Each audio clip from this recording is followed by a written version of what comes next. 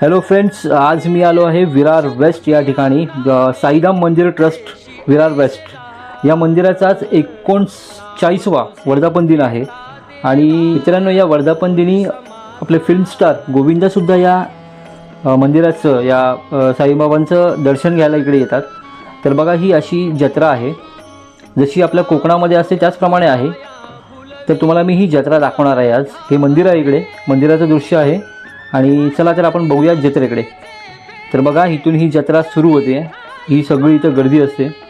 इथे बरेच खेळणी मुलांची किंवा हे खाऊ पण असतो, जसं आपल्या गावाला मिळतो जत्रेमध्ये त्याचप्रमाणे सगळं मिळतं. इथे बघा, बरीच खेळणी लहान लहान मुलांची मिळत असतात.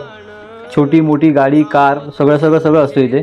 बघायला खूप बरं वाटतं. ज्याप्रमाणे आपण कोकणात जातो, आपल्या कोकणामध्ये आता पुढच्या महिन्यामध्येच आपल्या कोकणामध्ये असणार आहे जत्रा, त्याचप्रमाणे इथे ही जत्रा भरली आहे. आणि तसंच एक फील होतं इथे जत्रेसारखं.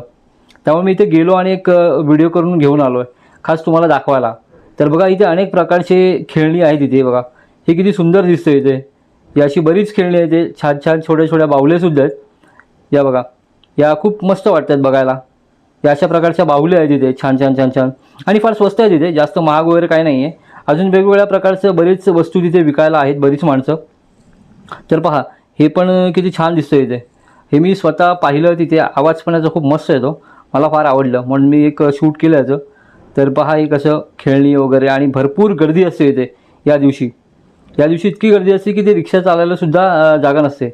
इथून थोडंच पुढे गेलो तर मला डॉक्टर बाबासाहेब आंबेडकर आणि बुद्धांची फोटो दिसला. आणि त्याच्याच शेजारी छत्रपती शिवाजी महाराजांचा स्टॅच्यू होता, म्हणून मी त्याचासुद्धा एक छोटासा एक शूट केलं आहे. तर हे पहा, छत्रपती शिवाजी महाराज. तर मित्रांनो, चला हा ब्लॉग मी इथेच संपवतो आहे. आपण भेटू दुसऱ्या ब्लॉगमध्ये. थँक्यू.